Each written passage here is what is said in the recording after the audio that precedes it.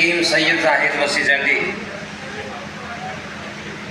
मैं यहाँ पे अपने वालिद मोहतरम हकीम वसी मोहम्मद जैदी अल-मारूफ हकीम वसी शाह उनका तारुफ कराना ज़रूरी समझता हूँ।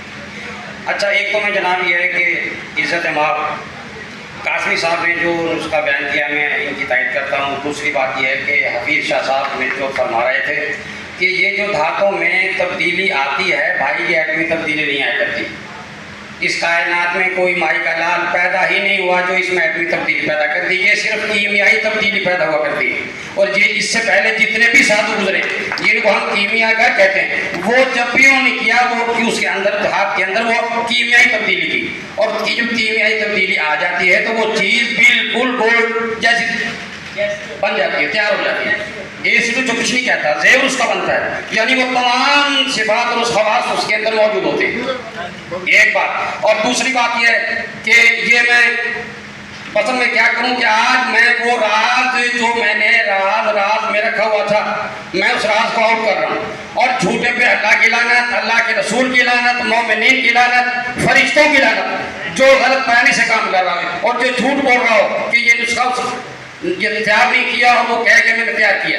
ये मेरी उस्ताद जो थी मिस हाशमी भावलपुर से उनका ताल्लुक था। नवाब सादिक जो थे उनके भांजे फतेह मोहम्मद अब्बासी, जिनके नाम से फतेह बाजार मशहूर है, जो कि वो मेरी उस्ताद थी। और उन्होंने मुझे जब 11 साल मैंने भी खिदमत की तो उन्होंने मुझे फास्फोरस को ठंडा करना सिखाया, जिससे आज मैं राज आउट कर रहा हूँ, कासमी साहब के साथ मैं आउट कर रहा हूँ।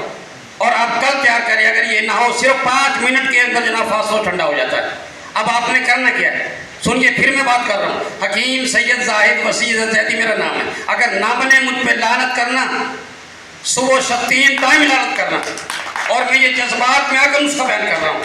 बड़े अफसोस की बात है यार, हाफिज शाह साहब बयान कर रहे हैं कि भाई एटमी तब्दीली नहीं आया करती, सिर्फ कीमियाई तब्दीली आती है।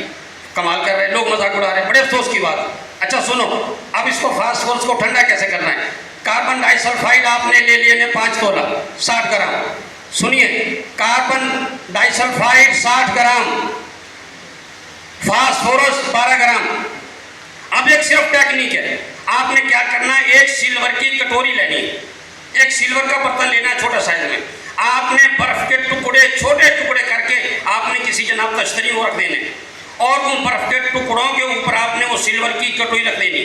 आपने अब उस कटोरी के अंदर कार्बन डाइसल्फाइड 60 ग्राम डाल देनी, उसमें फास्फोरस का एक टुकड़ा 12 ग्राम का, कार्बन डाइसल्फाइड उड़ जाएगी। और अब वो फास्फोरस जनाब ये है कि मक्खन की तरह आपको जनाब आपके सामने होगी, और जो ठंडी होगी। ये मैं देखिए फिर बात कर रहा हूँ कि उस दौर में उनके मुतल्लिक़ ये बात थी कि जी वो शिंगरफ से पारा निकालती हैं। अब मुझे नहीं मालूम वो निकालती नहीं निकालती थी, लेकिन थी कामयाब। उनके जो शौहर थे उनका नाम था मुतबा हाशिम भाई। मैं जज्बात में आकर ये बात कर रहा हूँ कि लोग बयान करते हैं, नुस्खा सही बयान करते हैं, मगर यह है कि अल्लाह जाने वो कोई ना कोई वो कमी रख जाते हैं, या किसी बात समझ में नहीं आती, वो उनको दवा सही नहीं मिलती।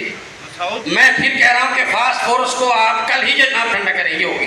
कार्बन डाइसल्फाइड 60 ग्राम, फास्फोरस 12 ग्राम।